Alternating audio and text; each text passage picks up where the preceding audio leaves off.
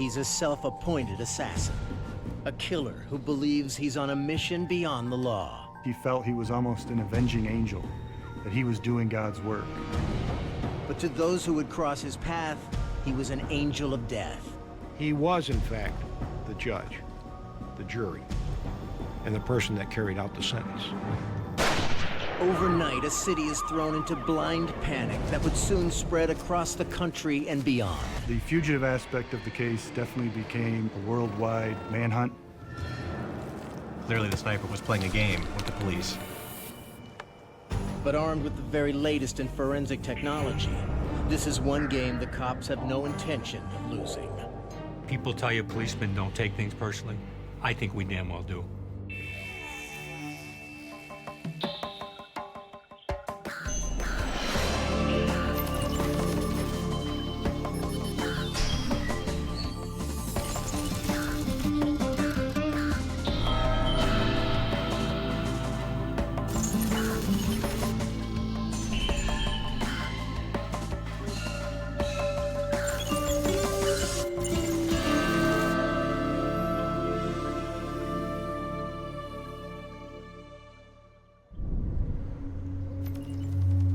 In an upscale neighborhood in Vancouver, Canada, a man quietly kicks off his day with coffee and the morning newspaper. But little does he know, a very different morning has been planned for him.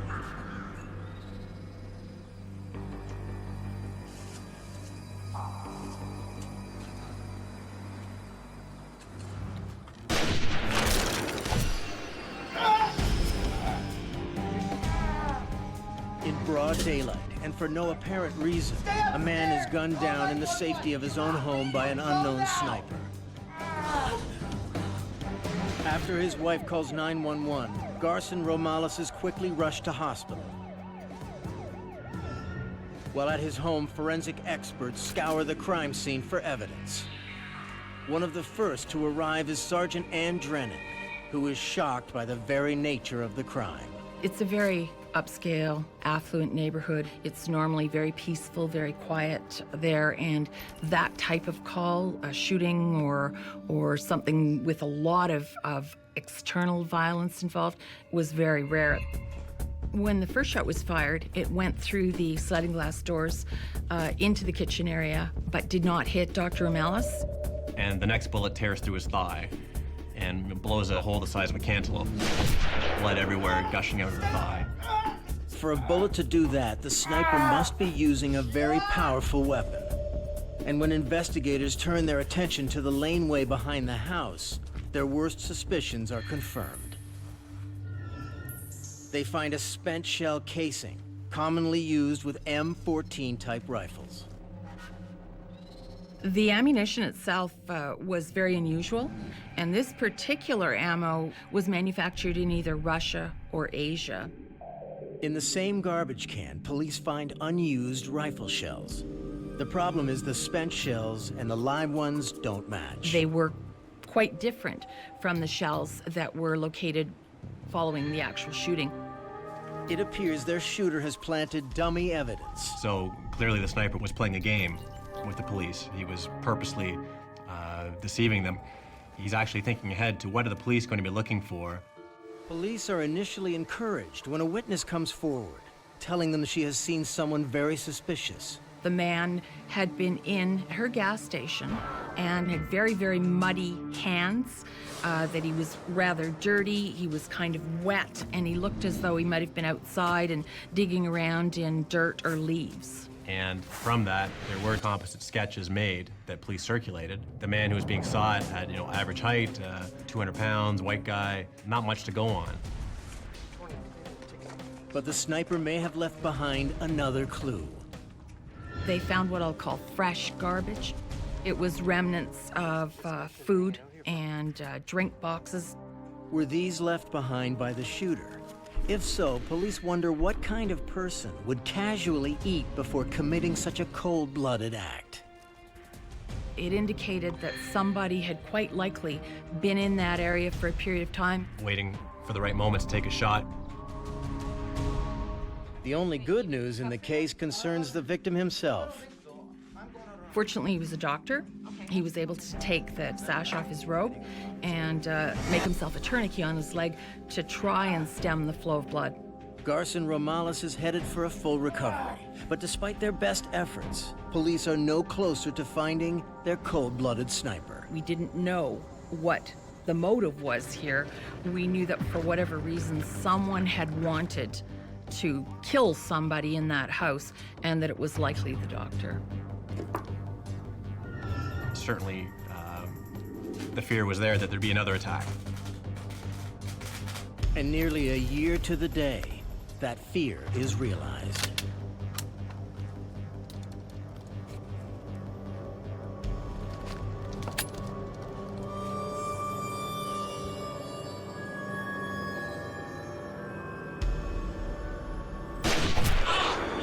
This time, the sniper strikes 3,300 kilometers away in Ancaster, Ontario. It's a carbon copy attack. An unknown shooter fires from the back of the house. The victim is yet again a doctor who survives the shooting. Again, the ammunition found suggests a military weapon. In a shed in behind the house, they find bits of wrappings, garbage. The sniper had been in there for some time, waiting for the right moment to take a shot. The sniper waits again, and 2 years later. On November 11th, 1997, it's Remembrance Day in Canada, or Veterans Day in the US, and out in Winnipeg, Manitoba, a bullet fires through the glass and strikes Dr. Feynman in the right shoulder. Dr. Feynman survives the shooting, but the MO perfectly matches the previous 2 attacks. There were a lot of similarities. It appeared to us that we possibly had a serial shooter out there. And since police have no idea who their shooter is, they instead turn their attention to his victims. Clearly, this is a sniper who is not just showing up and taking a pot shot and running. It's calculating and cold. He's basically hunting doctors. But not just any doctors. This shooter is hunting doctors who provide abortions.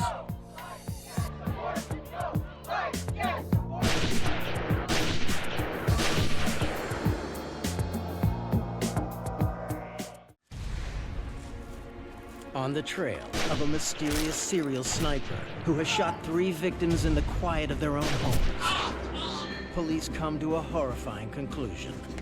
He is specifically targeting doctors who perform abortions. Joyce Arthur worked in Vancouver for the Abortion Rights Coalition. It's hard to think of any other issue other than abortion that is so divisive and so radicalized.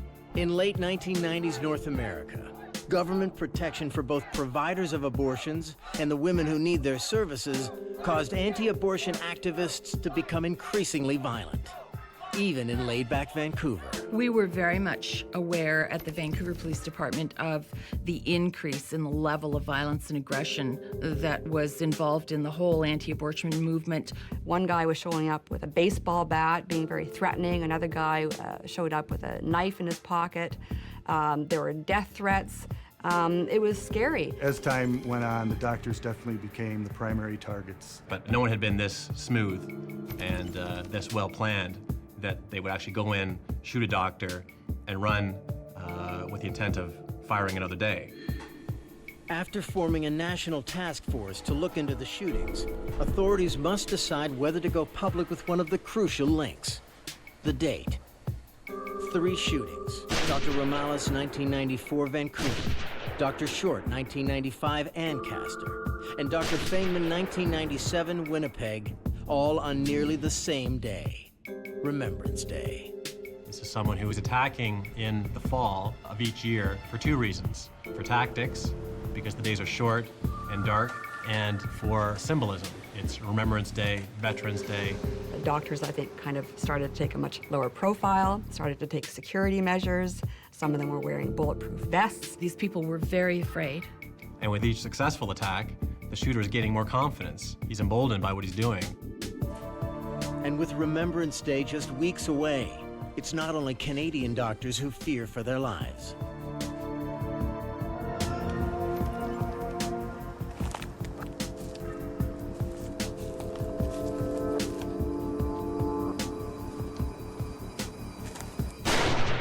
Dr. Barnett Slepian is now on the sniper's list of victims, but with a terrible difference. He will be dead by the time police reach the crime scene. One of the first to arrive is Joe LaCourte, detective lieutenant with the Amherst Police Department. We do a quick walkthrough so that I can see as much as I can see at a quick glance. The ambulance is already gone. Dr. Slepian had already been removed. Dr. Slepian was definitely someone who stood up for his principles and what he believed in, and he felt it was a woman's right to choose, and many times he had been the victim of protests at his home. Inside the house, LaCourte makes sure his men don't disturb any potential evidence. If that one officer or that one civilian goes in, makes one mistake and kicks the bullet, the bullet ends up over there that started out over there. It could throw our entire investigation off. Police are soon joined by FBI Special Agent Joel Mercer, who is involved because the crime violates the FACE Act. FACE Act stands for Freedom of Access to Clinic Entrances Act. It became federal law in 1994, basically to protect providers of women's reproductive health services. Joining the crime scene is Captain Michael Melton, Chief of Forensics with the Amherst Police Department. We learned of Dr. Slepian's death shortly after arrival on the crime scene. That information was transmitted back to us, so we knew that we had a homicide.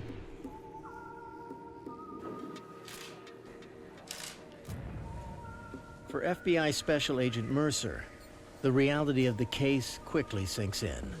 There was a family portrait on the wall that kind of caught my attention right away. It's a beautiful family, 4 young boys, kind of living the American dream, one might say. You know, a father who worked hard and a mom and a very close-knit family. And the night that the shot was fired, the entire family was home. 2 of the 4 boys were within probably 10 feet of Dr. Slepian when he was shot. You know, and that's a memory they can never escape, no matter how hard they try.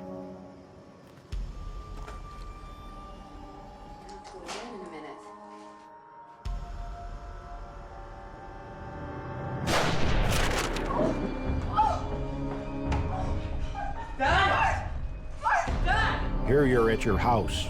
You've been out during the evening. You come home, and all of a sudden a bullet comes screaming through the back window of your house out of the dark and hits you. How can you begin to imagine that? Your home is your castle, and if you can't feel safe at home, where can you feel safe? The deadly game between the sniper and his hunters has become an out-and-out war. And killing a doctor, he's gone and done it. It's brought the full force of the law. We instantly set up a joint command post with the local police, the New York State Police, and the FBI. How you doing, sir? I'm Detective Williams of the Amherst Police Department. They started doing a neighborhood investigation, asking neighbors if they heard anything or saw anything.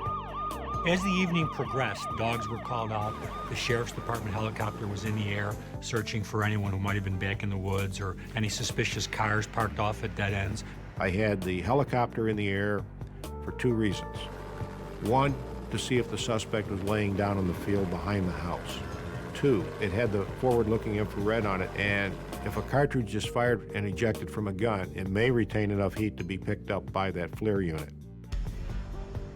While his officers search from the land and sky, Melton's task is to determine exactly where the sniper fired from.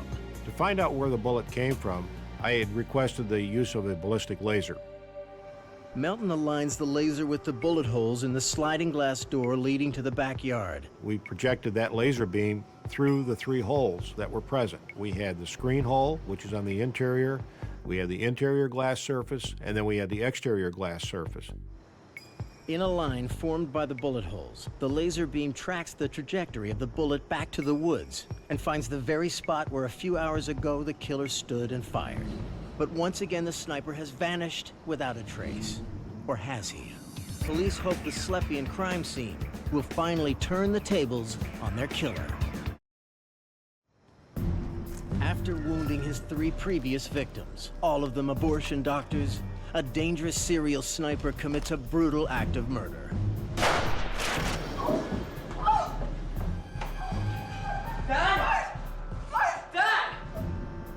state-of-the-art forensics identify where the shooter stood only hours ago. But what can this crime scene tell the police? Our problem was, at night, we really had to stay out of that field. If you went in there at night, you're going to step on things that you can't see. So we chose to lock that part down.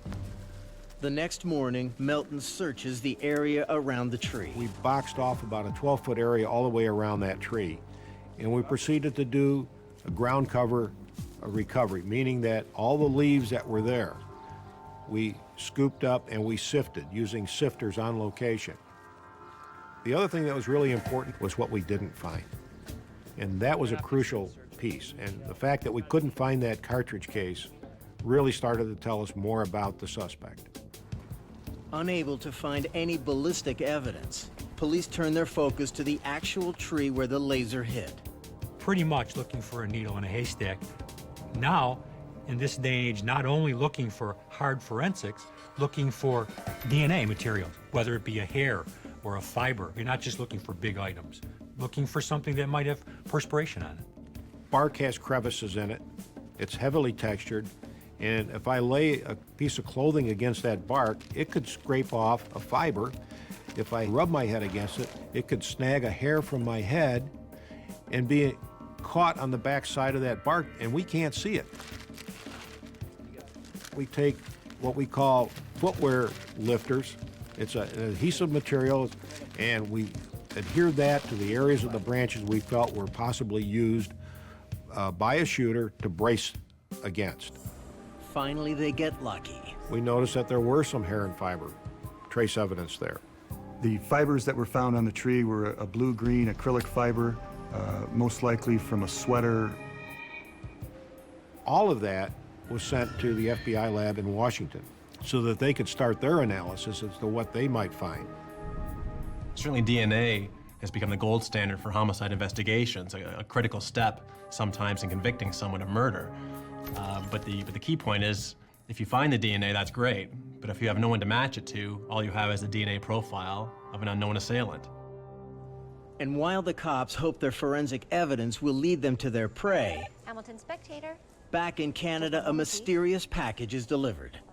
But not to the police. Thank you. The package is delivered to the offices of the Hamilton Spectator newspaper, a 10-minute drive from Ancaster, Ontario, home of the second shooting.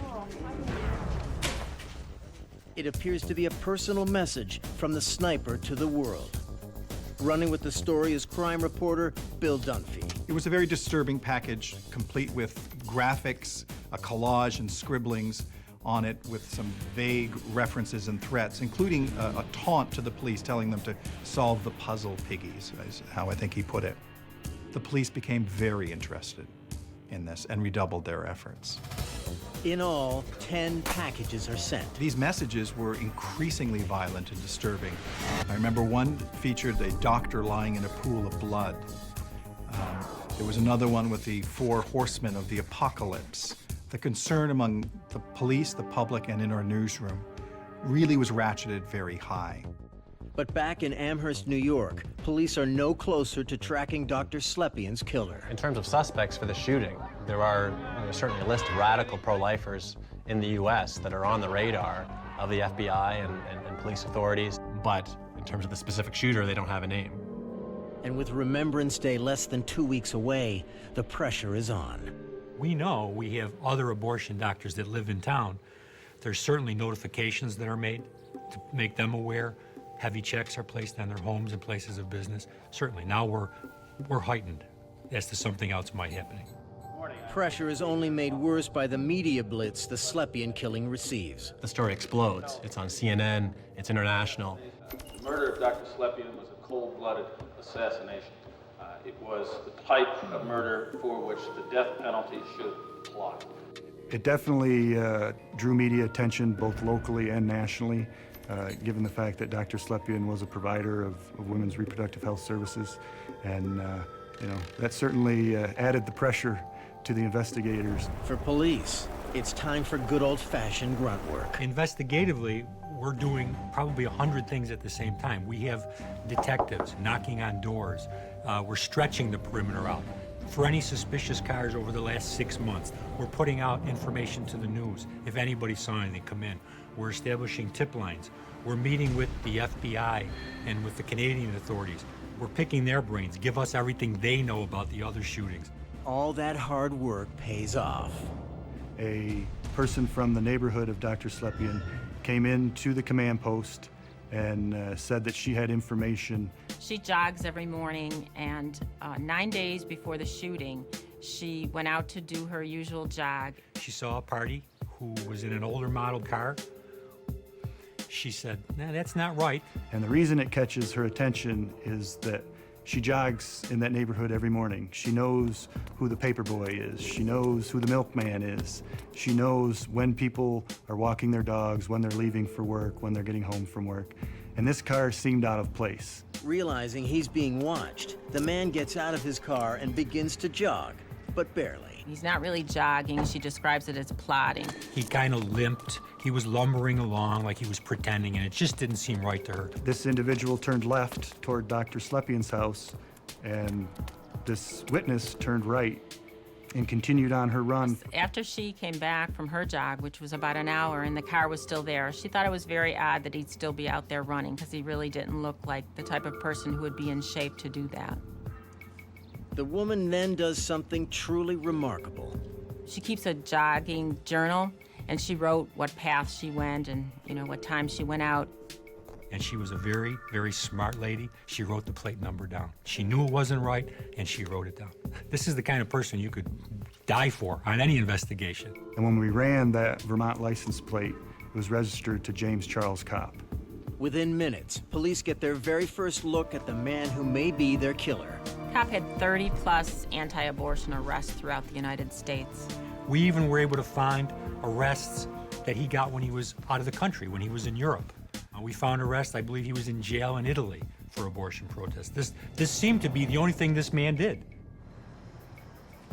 The prime suspect in the murder case now has a name, James Charles Kopp. And Remembrance Day is just around the corner.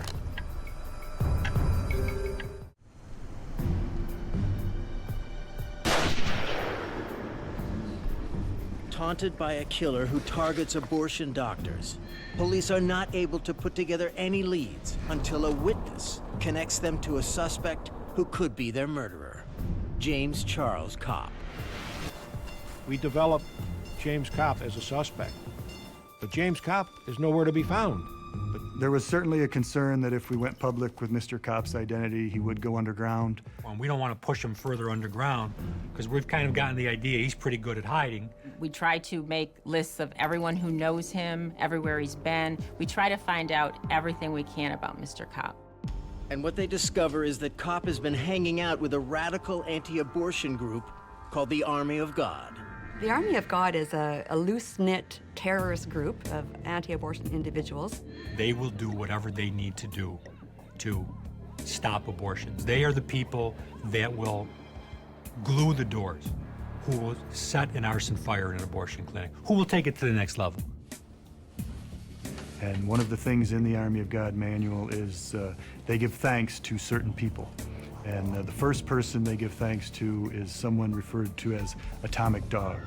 And our investigation determined that Atomic Dog was James Kopp.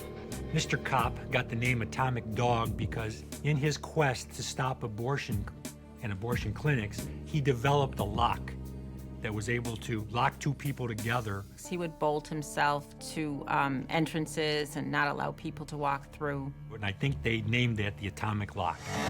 Everyone we talk to talks about Mr. Kopp as being a very gentle, religious man. He wouldn't hurt anyone, and so they're very surprised that he would be involved in anything like this. Can't imagine the James Kopp I know doing anything criminal. We don't know if he did the shooting. We don't know if he's just there. We still don't know. So we realize that he's a person that we need to talk to, if nothing else, to find out why he's there. It's essential police find Kopp, especially since Remembrance Day is only a week away. We did have a decision to make on whether to go public with Mr. Kopp as a person of interest in the investigation. Part of the public safety concern was that All the previous shootings in the United States and Canada had both happened around the same time of year. And given that's the time we were in, a decision was made to issue a material witness warrant for Mr. Kopp. The FBI has their connections out of the country in case he's trying to get out. This picture was out nationally, locally, and internationally. As the atomic dog manhunt goes global, Amherst police are even more determined to leave no local stone unturned. Detective Michael Melton and his team return to the Slepian crime scene. The head of the Detective Bureau asked, was there a possibility that things were thrown into a bush and not found? Or was it a possibility of something being buried? And we said, yes, the possibility exists, but the probability doesn't. We brought in extra personnel. We laid out a grid pattern, 50-foot square blocks. As each block was cleared, we went to the next block. So it was shoulder to shoulder within that block, clearing the ground cover, looking for anything that might be there. After hours of intense searching, they may have hit pay dirt. One of the team members observed the tip of a black plastic bag sticking through the soil. And he said, this is kind of odd. What's this plastic garbage bag doing here? If the bag was buried by the killer, why? What was he hiding? In that hole was a plastic bag containing a hat, a shovel. Hearing protection, a fanny pack, a cartridge case, similar to the 7.62 by 39 round that was used to kill Dr. Slepian. I believe he firmly planned to come back once the heat had gone down to recover those items so that he could continue on to his next victim.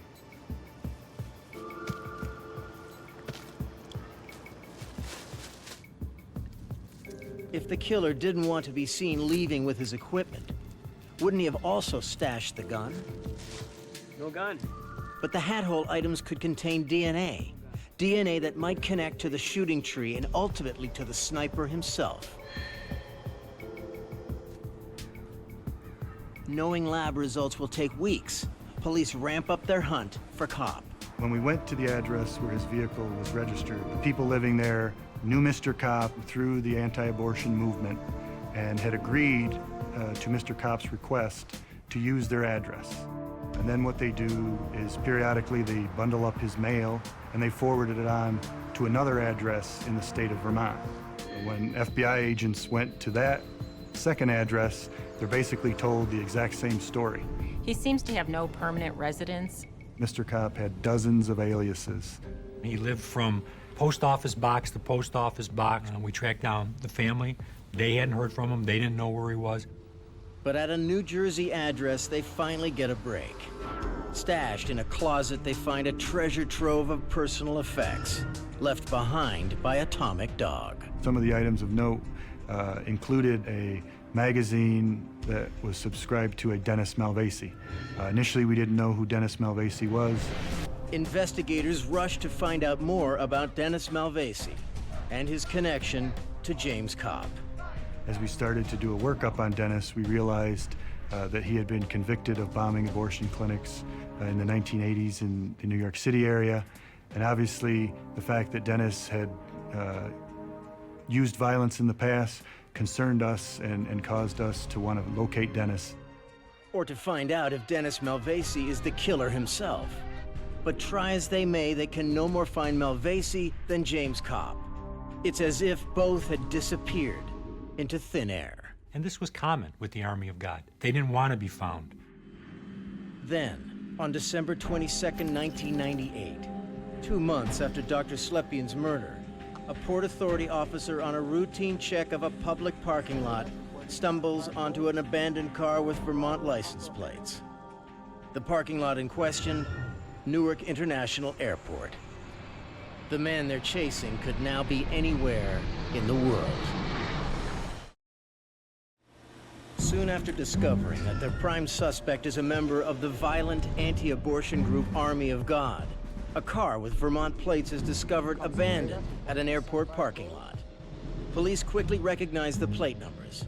They belong to James Charles Cobb. It had been there since November 4th of 1998, the same day as the material witness warrant was announced. We were sure this was his car. The windows were rolled down and the key was left in the ignition. Mr. Kopp was hoping someone would steal the car, and therefore it would never be found by law enforcement. Just as the FBI feared, Kopp's material witness warrant has pushed him further underground. But his plan to make his car disappear has failed. In that car was a binocular case that fit the binoculars that we found in the hat hole. The connection is incriminating, but not exactly proof positive. They still need that elusive DNA match. The question is, now that he could be anywhere in the world, will they ever find Atomic Dog? We just didn't know where to look. We had to look everywhere. The FBI was involved, Interpol was involved, we've got Scotland Yard involved. It just disappears. We couldn't find him. But the case takes an unlikely turn in Hamilton, Ontario, when police finally get a look at the man who's been delivering threatening packages. The messenger delivered a package to the front desk of the Sheraton Hotel here in Hamilton. Police were able to obtain a security videotape from the mall, which showed the man who delivered the package very clearly. Local police identify the messenger as Ronald Wiley. Ronald was a former cabbie who'd been living on disability for the last decade or so. Thank He you. was a man with a violent past. He'd been arrested for armed robbery, for assault with a weapon, possession of weapons, threatening. Wiley is cleared of murder charges when his DNA fails to match samples collected at the crime scenes. He serves a 2-year sentence on 3 counts of threatening death. One of the other mysteries about the Hamilton sniper attack is that Dr. Hugh Short was not a visible guy at all. Clearly the sniper was getting inside information from people locally.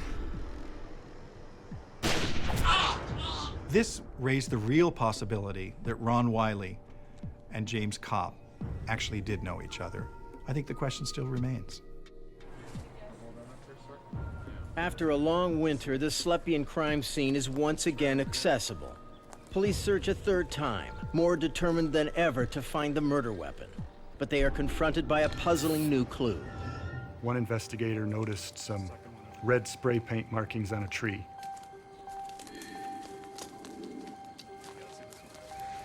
Suddenly, police realize they may have finally decoded the shooter's treasure map. The marked trees point to a new search area. Dig it up, but let's be easy. We don't know what's in here. What was going through my head is, do we have the gun? Do we have something else? You don't know. At long last, the one piece of evidence police are desperate to forensically tie to Kopp: the murder weapon. It was a very exciting moment. Inside the hole was a Russian SKS assault rifle. It was a high-powered weapon. It was wrapped in rubber and buried about 18 inches underground. We really became excited about it because it told us more about the person. The fact that it was buried meant that he was in there more than once. When we pulled the gun out of its encasement, it was unique, very unique. And I've seen dozens of SKSs and AK-47 style rifles. Never one like this. This one had been modified. The stock was extended. A curvature was cut out in the end of that so it fit better on his shoulder.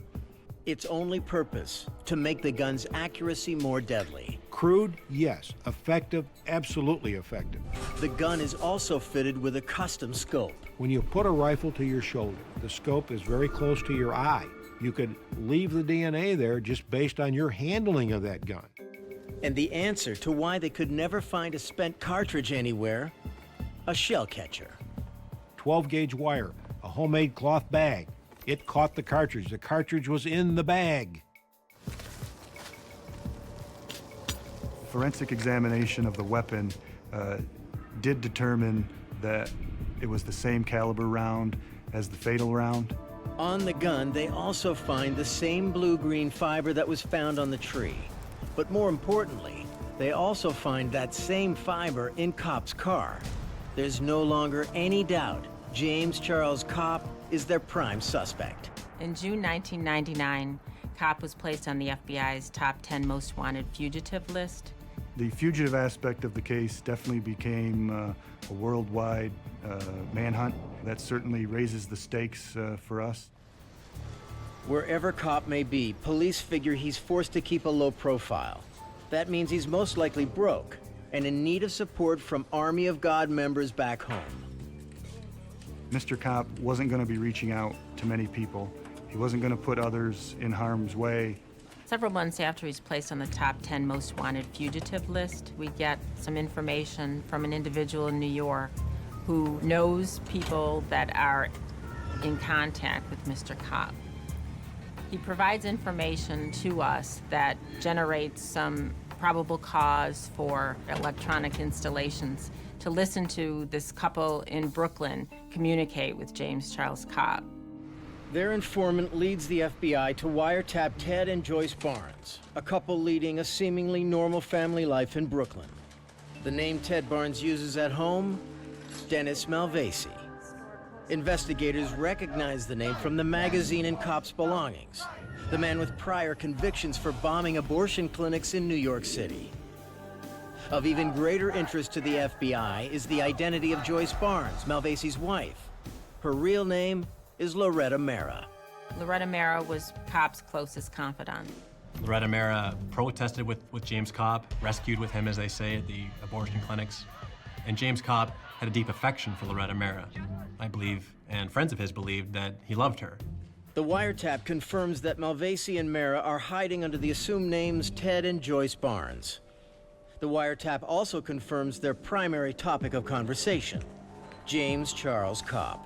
Our investigation determined that they were in contact with Cop, providing him money when he needed and an emotional support as well. The FBI monitors Mara and Malvasi's every move, but so far all they've overheard are cryptic conversations between Mara and Malvasi about Cop. So the FBI gets a search warrant for Yahoo in the Silicon Valley and begins a systematic investigation of Mara's email account. And they strike gold. They discover Mara and Cop are in regular email contact. They both had the same password, and they could access the account and leave messages for each other, but they wouldn't actually send the messages. They would just leave them in draft form. It's what's referred to as a dead drop email account. But the FBI is onto them. The investigation had shown that Mara had attempted to send Mr. Cop wire transfers of money. Yet the FBI don't know where the transfers are being picked up until Cop himself calls Loretta. And for the first time, the FBI hears the voice of their prime suspect. When I heard a telephone conversation and Mr. Cop is part of that, it just confirmed to me that all of our efforts were worth it. And with one simple phone call, Atomic Dog finally makes a mistake. No, I know I'm not supposed to use the phone. Listen. I need you to resend the password. I just need you to resend it. I need you to resend the password. Send it to the email.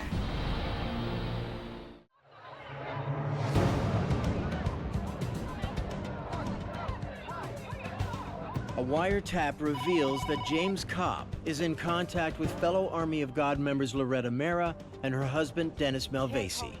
And now the FBI trace a call from Cop himself. I need you to resend the money. After months of covert emails, the FBI cannot believe their luck when Cop calls Mara directly. A desperate act from a man who needs money wired ASAP to his secret location. I think as time went by, Mara, Malvasi, and Cop all fell into somewhat of a false sense of security. Just because they hadn't been caught, no one had knocked on their door, and they felt that as long as no one was at their front door, nobody was paying any attention to them. But little did they know we were.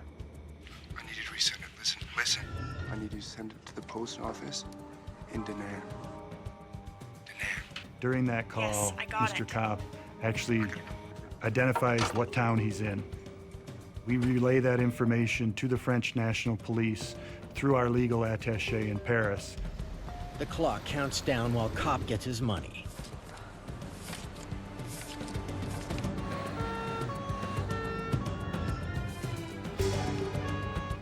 French police close in.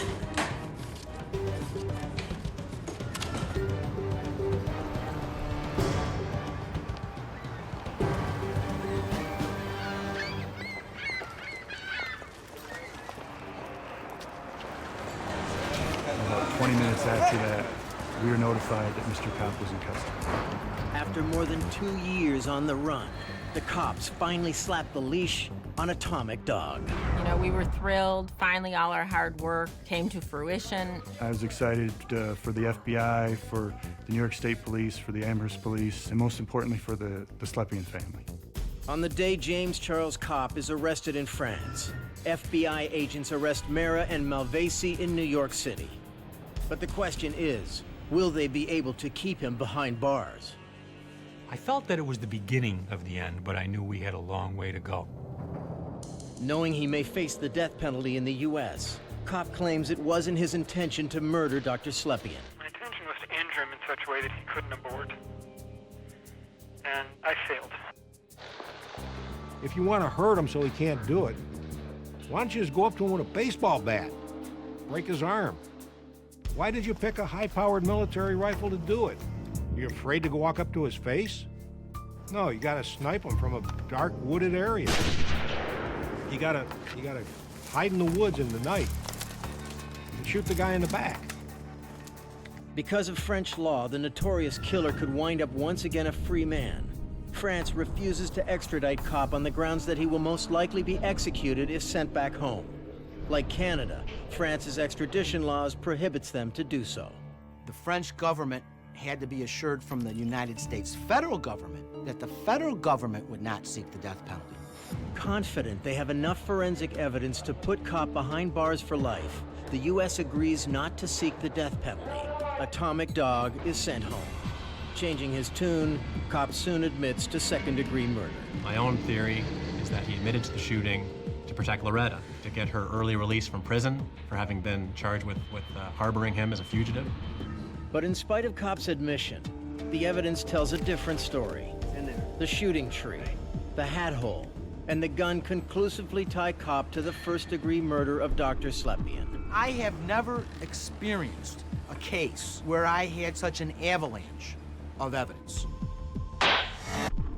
And we know that as a result of his convictions in state and federal court, the defendant James Kopp can never be released from prison. He's going to die in jail. And in many ways, that's a fate worse than death.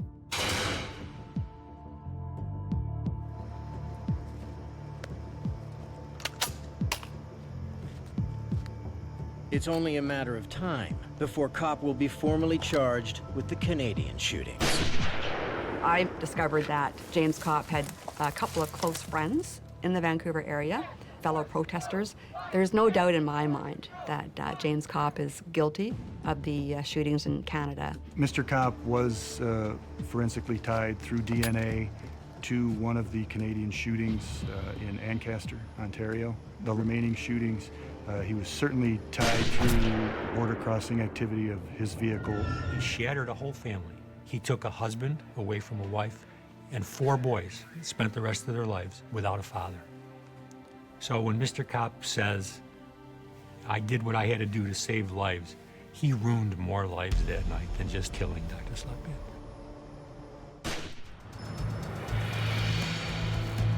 Today's forensic scientists are bracing for the next wave of crime.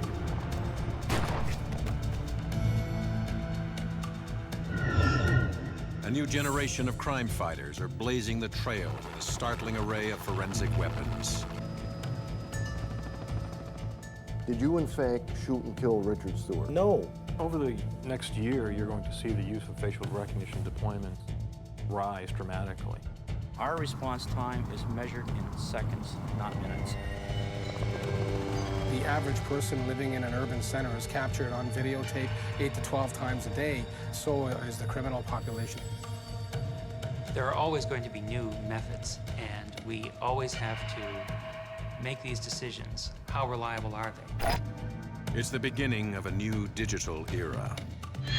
The era where forensic science faces future crime.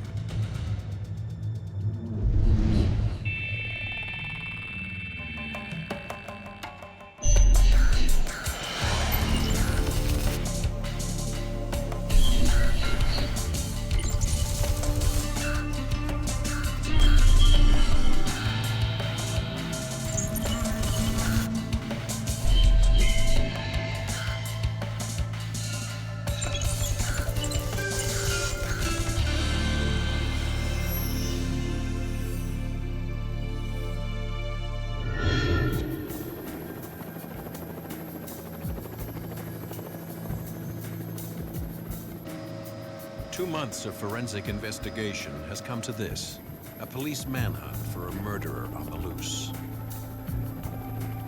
New technologies have narrowed a long list of suspects down to one man. Revolutionary digital devices have gathered evidence that no human investigator could decipher. Now it's up to police to capture the criminal.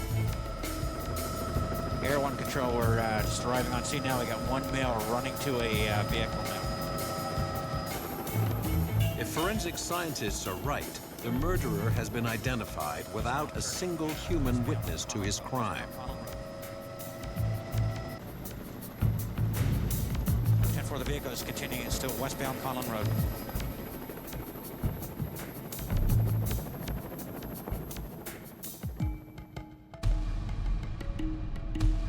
21st century investigators seek to catch criminals with new kinds of evidence obtained by a new type of forensic expert. Hamish Stewart is a professor of criminal law at the University of Toronto. When you're looking at new forensic technologies, the court's going to want to be satisfied that there are methodologies there that can be tested, that can be examined critically, that can be used to obtain reliable results. The crime was committed 2 months earlier at a desolate suburban strip. The killer waits for his target, a typical mob hit.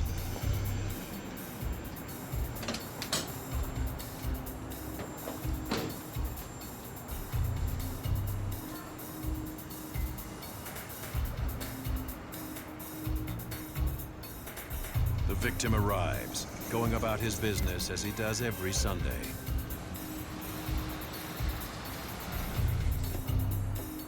Not knowing this one is his last.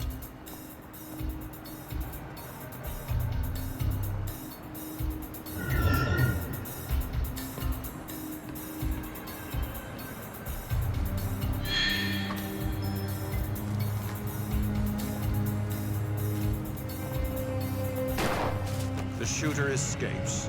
To all appearances, there are no witnesses. He does not know he has left a digital trail for modern CSIs to follow.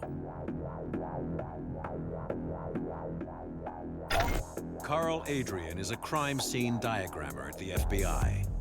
My particular job has to deal with crime scene investigations, and I specialize specifically in crime scene diagramming, 2D, 3D, computer animation. Included in those skills is artist composites as well as skull reconstructions. So the process is to gather all the technical and forensic information contained within the scene, work with the medical examiner and all other aspects of experts that are involved, and put it all together into a three-dimensional world, the world of which the incident occurred in. Adrian demonstrates his work at the FBI Academy outside Washington, D.C. The training ground is called Hogan's Alley. To all appearances, it's a suburban town. These ordinary streets are used to reconstruct crimes. Agents play the roles of killers and victims in a training exercise that recreates a street shooting. First, the FBI's response unit applies tried and true traditional methods to investigate the crime scene. When I first started with the Bureau a little over 19 years ago, crime scene diagramming was done by hand. We had drafting boards, and it was pretty much a lot of drafting. We'd go out, take physical measurements on the site, primarily using measuring tapes, and when necessary, we'd go out and hire a surveyor for doing topology. And we would take this information and go back to our drawing boards at the office and draw out our crime scenes in 2 dimensions, which is basically a floor plan. Now the FBI is experimenting with digital imaging. This device takes measurements using a single laser beam signal, while a handheld prism sends precise details back to the surveyor. The device is pinpoint accurate, but time-consuming. So the FBI is forging a new path with a technology that is barely in its infancy: 3-dimensional laser scanning. The newest technology that we have acquired here at the FBI laboratory is 3D laser scanning. This technology allows you to set up on a tripod the scanner, which is hooked up to a laptop, and what you see is pretty much what it captures. And it's doing it at a high rate of speed. You can scan a crime scene approximately within 30 minutes or less. Mirrors spinning at up to 2,500 revolutions per minute deploy an array of laser beam signals all over the scene, measuring distance, angles, even colors.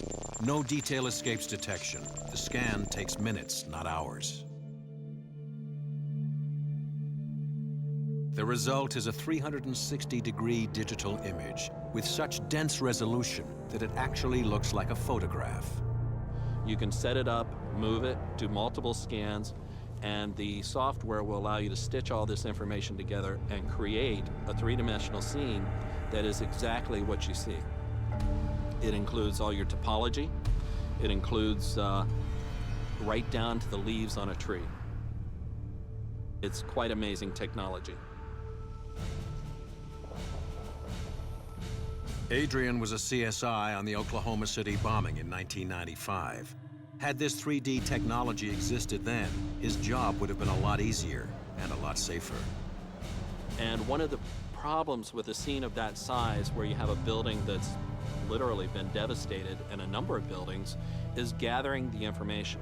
So when you're getting into dangerous areas where you have buildings and bombs that have been exploded by terrorists, you don't want to lose life while you're responding to a scene. And this has happened, from falling debris, whatever the case may be.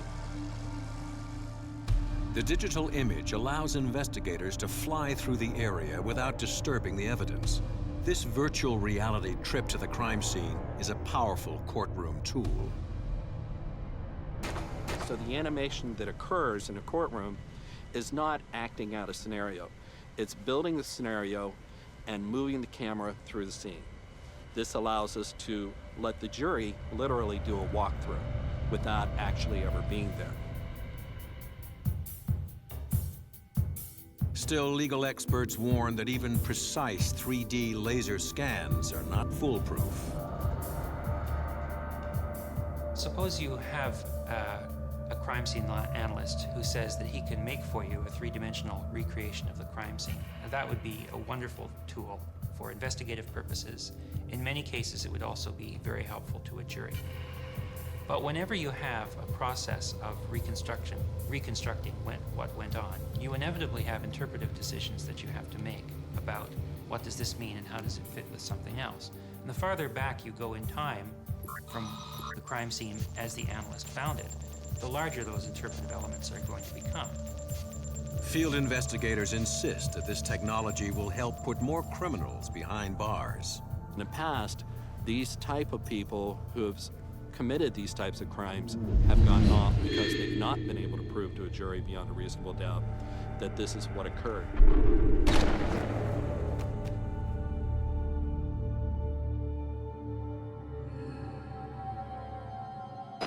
Devices like the laser scanner turn people into pixels. Murderers are a matrix of dots and lines for the digital CSI to analyze.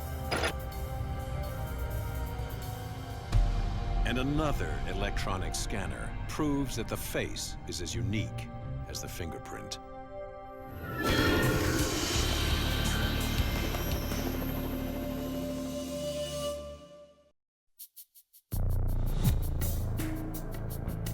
Over a century ago, forensic investigators learned that no two fingerprints are alike.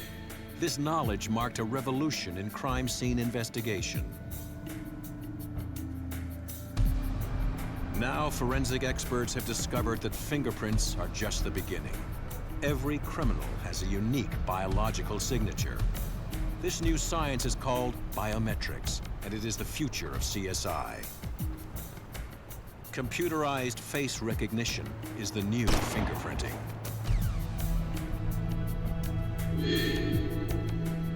Ashley Kelly is with Axis Biometrics, a Canadian company.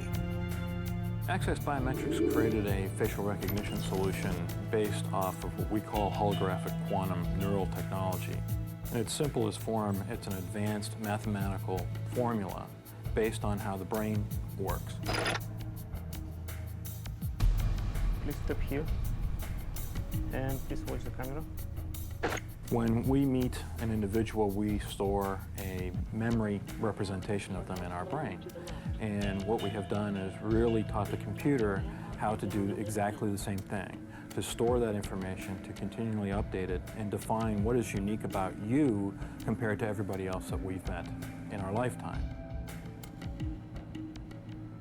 Now turn your head slowly to the left.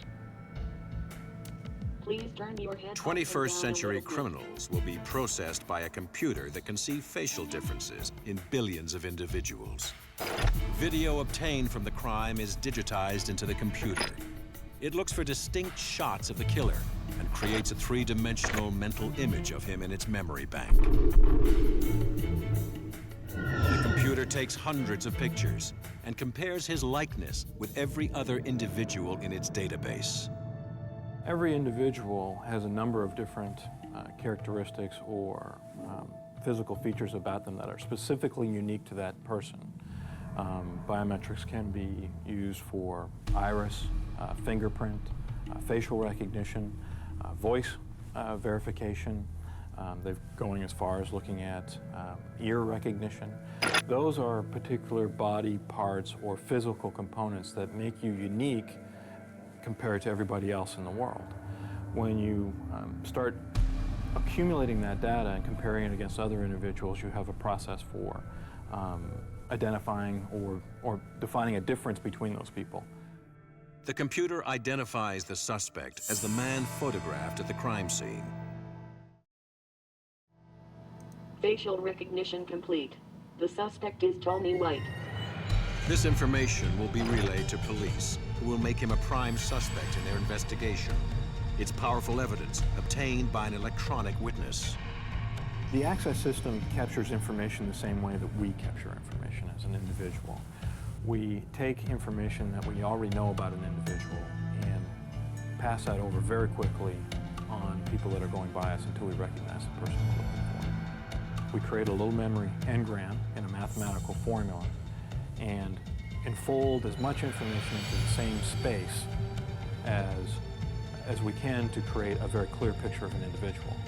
That template, that memory engram, is then stored in the computer and used as a reference point against all of the other people that it's ever met.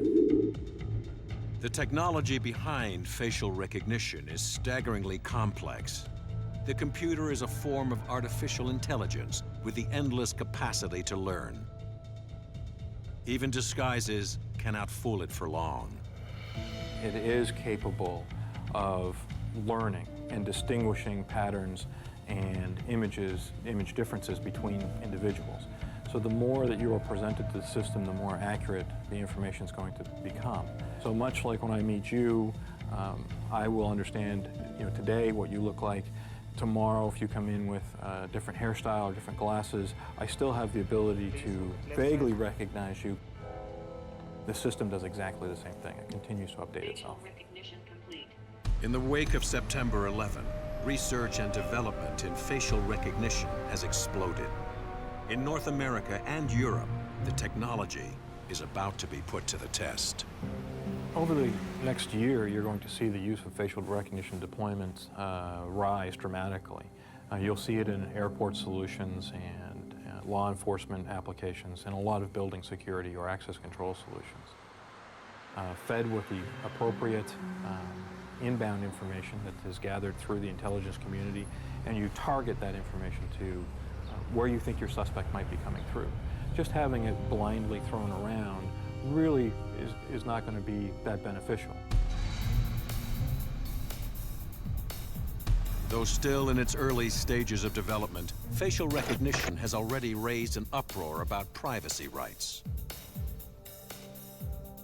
Well, the proliferation of video surveillance cameras raises an issue of political decision-making that goes well beyond the question of whether they're reliable. Even if they're extremely reliable, you still might want to ask yourself, do you want to live in a society where your every move is potentially capturable by video, potentially observed by an agent of the state or by a private individual, potentially kept permanently so that your movements could be reconstructed on any given day. This kind of society would be one in which we would have very little privacy left. Law enforcement must learn how to balance the digital revolution with individual rights, a necessary factor as investigators face the future.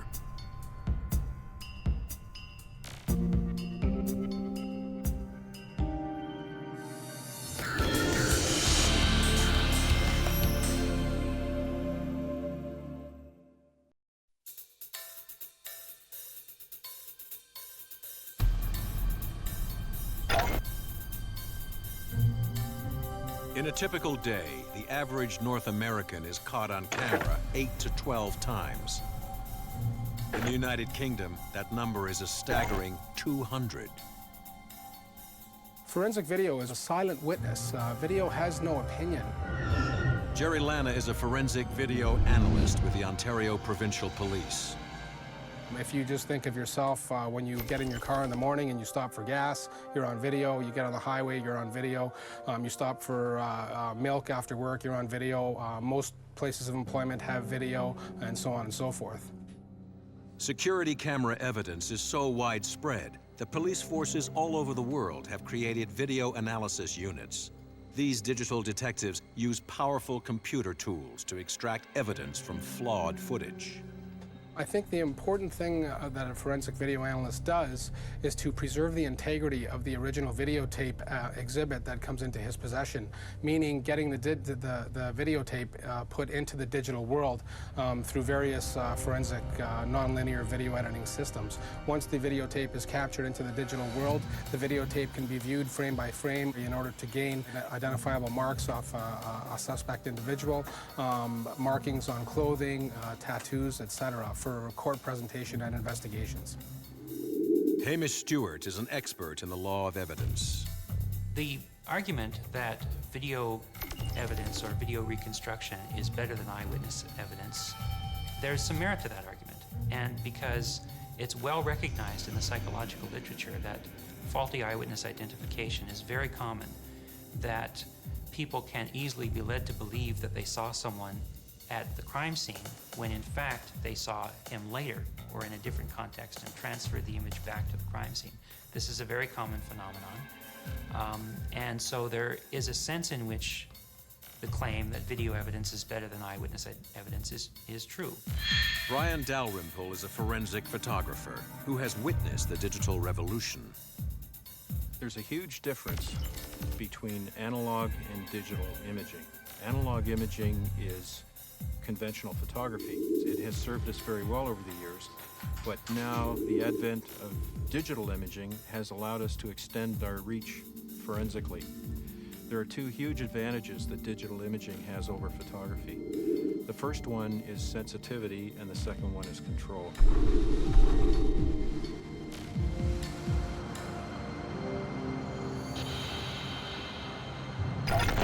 In terms of control, in a digital image, it's composed of building blocks called picture elements or pixels. Each one of those has its own address within the image, sort of like the kids' game Battleship. This means that the user of a digital image has complete control over every building block of the image. Dalrymple demonstrates this point with a simple test. A footprint is a common piece of evidence at a crime scene. Dalrymple takes a series of digital photographs. The footprint is then vacuumed away to create a clean background photograph. The second image, which contains just the background, would be subtracted by computer from the first image, leaving a much clearer and much more useful impression of the foot, which can then be compared to anything that comes up in the investigation.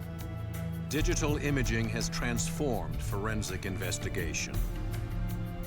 Photographs will be as incriminating as fingerprints for tomorrow's CSI.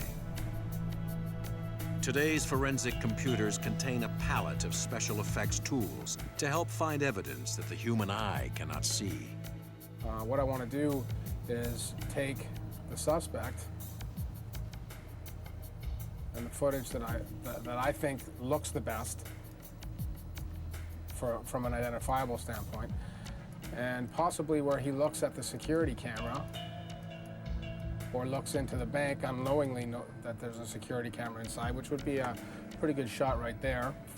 And then I'm going to apply a forensic plugin called Magnifier to it.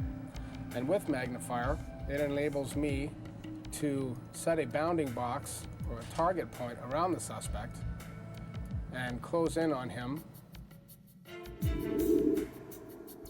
By removing pixels and unnecessary information, digital investigators can retrieve incriminating data. A night shot of a bank robber's car is highlighted to reveal a license plate number. In another case, digitally enhanced video identifies a shooter and even the shooting. And in fact, to see if the handgun did go off. And as I run through the video frame by frame here, you can see that a flash from the gun does happen. And perhaps without spotlight, we wouldn't be able to see that flash to prove if the gun did go off or not. And there you can see the flash from the pistol. Spotlight enhances difficult-to-see images to help investigators identify the suspect. Spotlight essentially narrows your image for viewing down to essentially what you want to look at. I can take my background and just get rid of it so that there's nothing misleading when it's shown in court. As the video is dark, I can attempt to brighten up his image. So you can see that from the original video footage, which was this to this, it's much easier to try to identify a suspect. And liftoff of the 25th Space Shuttle mission, and it has cleared the tower. Forensic video is not new. Challenger, go with throttle up. Challenger, go with throttle up. When the Space Shuttle Challenger exploded in 1986, video analysts examined the footage to help determine the technical flaw that caused the accident. What is new is the universal acceptance of video as evidence in criminal investigations. I think that the newest part of video analysis is that now the technology has gotten cost efficient enough or cheap enough for police departments to start analyzing video in a nonlinear fashion. Dude did a flying kick, man, look at him! Shaky home video footage of a riot is hard to make out. In the confusion, someone is shot. With forensic video, the footage is stabilized. Investigators can identify the shooter.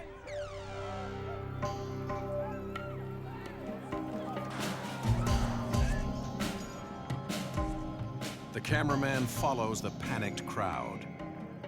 Again, it's impossible to distinguish individuals. But with stabilization and spotlight, one man is identified by his clothes. Returning to the original footage, police can now compare their suspect to the shooter. Forensic video has incriminated him for a crime that he would have gotten away with just a few years ago. Surprisingly, criminals have not caught on to the multi-camera world in which they perpetrate their crimes. In my experience, and I'm speaking from personal experience, I have only run into 1 or 2 cases out of the last 1,000 cases in the last few years that I've been doing video analysis of where the suspect has actually taken the videotape from wherever the crime occurred. And I feel that either criminals don't care or they just simply forget and they don't have the wherewithal to know where the videotape is located and how to grab the videotape.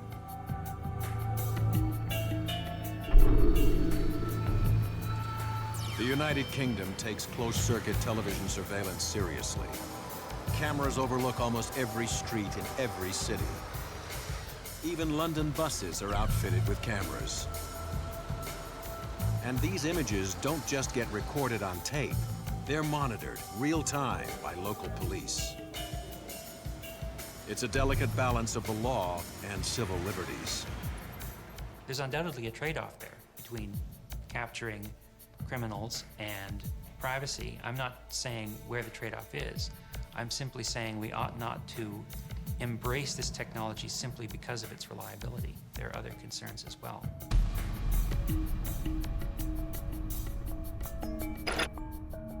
Still, forensic investigators believe it's a worthwhile trade-off if cameras help catch criminals in the act.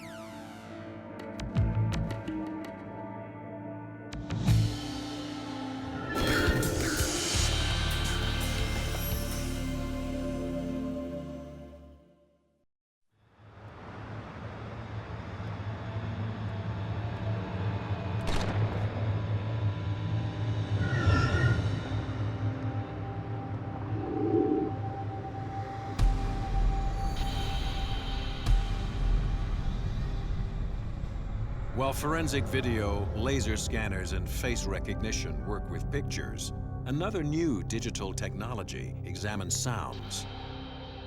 Tomorrow's killer may put himself behind bars by the mere stress in his voice. Jim Masucci is a detective and a leading expert on voice stress analysis.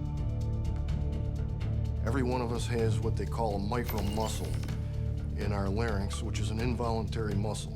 We cannot control it. And when we speak, that micro muscle exhibits a tremor. These tremors are recorded and they're passed through and digitized through some pretty sophisticated software. Okay, Mr. White, I'm Detective Masucci. Hi. How you doing today? I'm doing okay, thank you. Okay. How about you? Good. I understand that you've agreed to answer some questions for us. Yes, I have. As you're aware now, we had a shooting downtown, and the man died. His name was Richard Stewart. You familiar with that? No. Voice stress analysis was a Cold War invention created by American intelligence to interrogate foreign spies. Law enforcement adopted the technology in the late 1990s. Today, over 1,000 police forces across the United States have turned to voice stress analysis as an alternative to the lie detector. Let me explain briefly what the test is, okay? Have you ever taken a polygraph before? No. Okay. Have you ever seen one on TV? Everybody has, yeah. Okay. You know where they're hooked up, there's things hooked up to your arms, your stomach, your chest, your waist, everything? Right. With a voice stress analyzer, you're not hooked up to anything. Okay. I'm going to ask you a series of 14 questions. The answers to these questions is either a yes or a no, okay? Well, after a very thorough interrogation of a suspect, if you're not able to get the suspect to admit his guilt, if you think he's guilty, or his complicity in the crime, they'd be asked to take a voice stress analysis. And there is a pre-test interview where you would read them their rights, you would talk to them a little bit about the crime. You have to determine how they speak, their culture, what different words or phrases mean to them. If you understand it, you're willing to submit to the test, answer my questions, would you just sign it there, please? I got nothing to hide. Okay. Usually I explain to the people how the test works insofar as the micro muscle tremor, try to get them to understand that. Then I'll formulate the questions. Are you ready? Absolutely. Is today Wednesday? Yes. Are you afraid I'll ask you a question we've not discussed? No. Will you answer truthfully about the shooting death of Richard Stewart and the robbery? Yes. Do you like the color black? Yes. Do you know who shot and killed Richard Stewart? No. The micro-tremor is displayed as a waveform graphic on the computer. Do you like the color pink? No. Did you have anything at all to do with the death of Richard Stewart? No. You like the color orange? Yes. Are you completely convinced that I won't ask you a question we've not discussed? No. Do you suspect someone specifically of shooting and killing Richard Stewart? No. Do you know for sure who shot and killed Richard Stewart? No. Did you in fact shoot and kill Richard Stewart? No. I don't know if I would go so far as to say nobody can beat the voice stress analyzer. The only thing I will say is nobody can control the amount of stress in their voice. I think that the only way that you could beat the voice stress analyzer is if you truly believe and you've truly talked yourself into the fact that you did not commit the crime or the offense. Do you feel stressed right now? Or? Absolutely. Okay, stressed because I'm asking you these questions? Sure, over and over and over again. Compact, cheap, and accurate, many investigators believe voice stress analysis computers could replace the polygraph. But legal expert Hamish Stewart believes it must be used only as an investigative tool, never to convict. The fear of judges and of the legal system generally has always been that jurors will tend to defer to experts. That if the expert says X, the jury will say, oh, well, fine, we don't have to think about this anymore, we believe X too. We want the jury to think through the evidence on their own. That's what they're there for. They're representatives of the community. They're using their common sense to reach a decision that will command respect in the community. That's what they're there for. So if they defer to experts, you wonder, why have the jury at all? Why not just call on the experts to answer the judge's questions?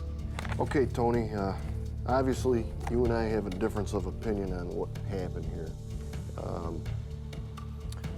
Quite frankly, I don't believe that you didn't have anything to do at all with this crime. Okay. Masucci's test confirms his suspicions that Tony White is the killer. For now, the suspect is free to go. Cooperative again.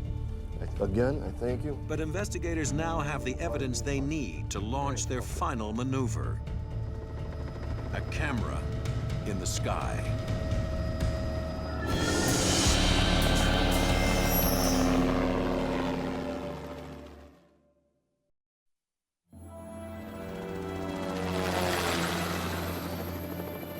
Police have long used air surveillance to catch criminals. Now they've added powerful cameras to support their search. Constable Rick Ross hunts criminals from the air. Helicopter is very effective, again, in response time. Our response time is measured in seconds, not minutes. The helicopter is a Bell Jet Ranger, designated Air 1, and provides 24-hour support to surface forces in areas around Toronto, Canada. The helicopter has 30 times the visual range as an officer on the ground in a car. And effectively, statistically, they tell us it's worth really 15 two-man cars.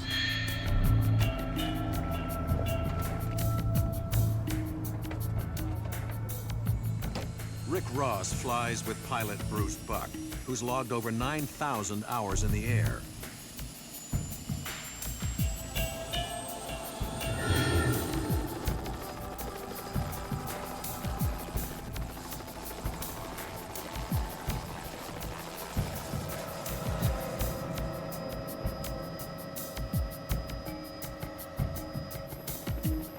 While Buck flies, Ross scans the area.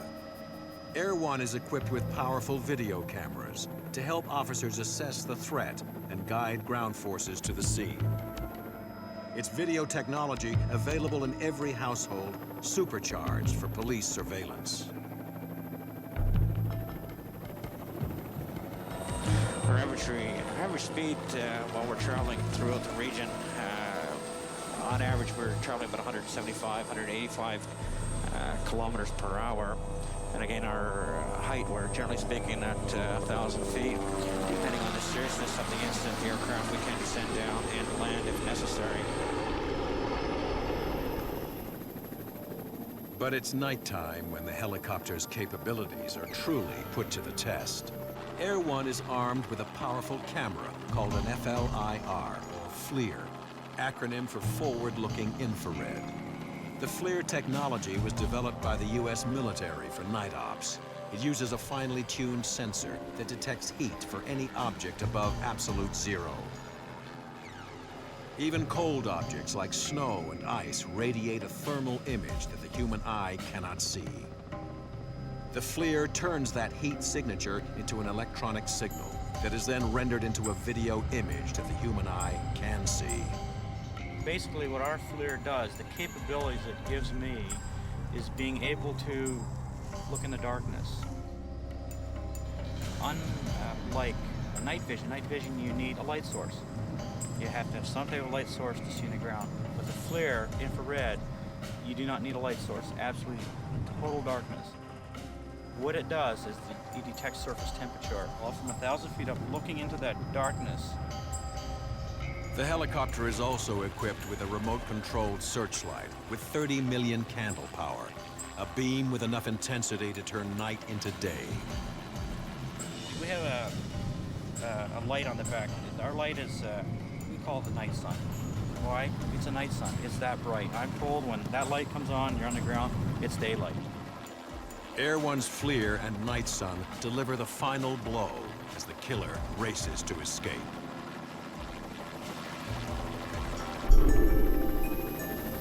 Air One Control, we're just arriving on scene now. The vehicle's now westbound Conlon Road, westbound on Conlon. This is a white van.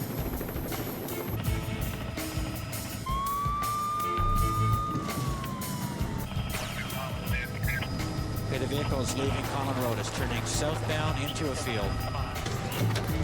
And we got door open, one exiting out the driver's side and running southbound.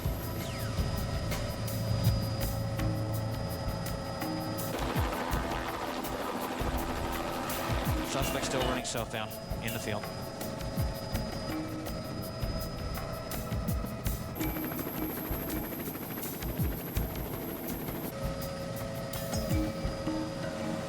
The suspect's gone into some bushes there in the center of the field. He's crouched down in there.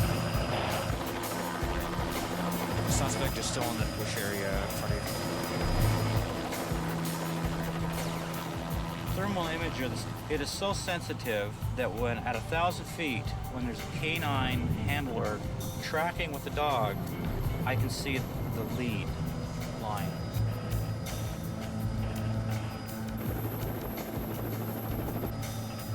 The hitman is finally apprehended. He's been incriminated by forensic technologies for a crime that he would have gotten away with just a decade ago. Laser scanning, facial recognition, video analysis, voice stress interrogation, and finally, infrared imaging have all combined to catch him. But evidence expert Hamish Stewart says this FLIR aerial surveillance is also under scrutiny. FLIR is, by the same token, very intrusive on people's privacy because with it, the operator can track the movement of people within a house. It's almost like the police being able to put a camera in your home, which is something that we would never accept as a general proposition. So in a recent case, the Ontario Court of Appeals said that the police had to get a warrant before they used the FLIR. And I actually think this is a good place to strike the balance, because by saying that the police have to get a warrant, the court is not saying that the police can never use the tool. What they're saying is the police can use the tool, but they must first demonstrate to an independent, neutral judicial officer that they have reasonable grounds to think that they might uncover some evidence by using this tool. Here's listeners to the comment.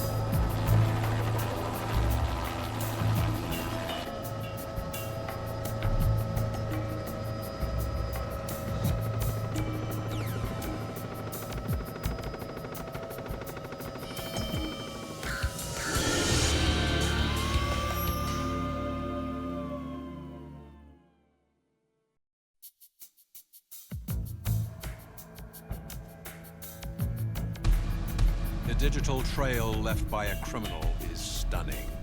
New technologies can now amass evidence without a single human witness. The legal system is facing an electronic revolution. If you can turn around and produce a crime scene in 3D, the jury is going to be able to get a better feel for what happened and what didn't happen. But juries have to be reminded that digital evidence is only as reliable as the forensic experts who examine it.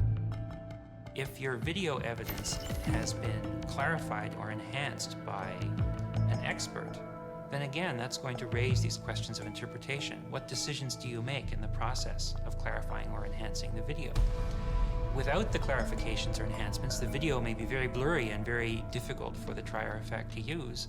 But with the enhancements, it's been through a layer of interpretation, which again might be done differently by another analyst. The word manipulate does not come into process of what I do. I do not manipulate videotape images. I simply clarify them for court presentation or investigations. I think that's very important to remember. Videotape evidence is not a fingerprint, and I understand that, and so do other video analysts that are doing the same job I do. I think it's important to remember that the integrity of the video analyst is at stake when she gets put on the stand in a court of law, and that they have to answer the relevant questions as to what they did to the videotape. Investigators who are exploring the digital frontier emphasize that the new technologies are tools to help them do their job better. Nothing replaces sound forensics. When you do voice stress analysis, you're supposed to also look at and pay attention to the global impression. And the global impression is just what you see and observe, and you correlate to your years of experience in interrogation. In other words, it's just a tool. You should not use it alone. You have to factor in the global impression of the whole situation. However, some fear that an over-reliance on forensic gadgets may lead to quick convictions and critical mistakes. There are always going to be new methods, and we always have to make these decisions. How reliable are they? We can't let the experts decide that for themselves, because of course they're going to say our methods are very reliable. You have to be able to persuade a court that the methods are reliable before they can be used in court. We also always have to decide how much of our other values are we willing to give up in embracing these technologies. That's always going to be a question that's going to have to be decided with respect to every new technology that comes along. But the technological revolution in forensics cannot be stopped. Even the skeptics know that just 2 decades ago, DNA evidence was inadmissible. Today, it is a cornerstone of CSI. Forensic science is a very dynamic science. Nothing has stayed the same in the 30 years I've been involved. And this means that you don't encounter the same situations time and time again. Every time you approach a new situation where there's something to be examined, everything is different. And you have this toolbox that has gained in complexity over the years and that you have to use specific to the occasion at hand. And it is just a tremendous thrill to be able to do that. And when you do find things, it's hard to match that feeling. There's no denying that the technologies watching over us are spreading. In the future, we will all be photographed dozens, even hundreds of times a day. But this loss of privacy will also help catch criminals. It's a delicate balance that is being struck even today as the forensic experts explore new ways to face the future of crime.